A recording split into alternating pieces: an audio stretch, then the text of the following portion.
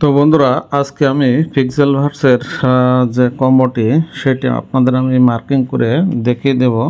তো চলুন বন্ধুরা, আমরা পিক্সেলভার্সের সেই মার্কিংগুলো একটু দেখে নেওয়ার চেষ্টা করি। তো এইভাবে আমি যেভাবে দেখাচ্ছি আপনারা সেইভাবে কিন্তু তোলার চেষ্টা করবেন, তাহলে 100% এটি আপনাদের মিলে যাবে। তো চলুন আমি নাম্বারিং করে আপনাদেরকে দেখাবো যে আপনারা কোনটা কোনটা তুলবেন এখান থেকে।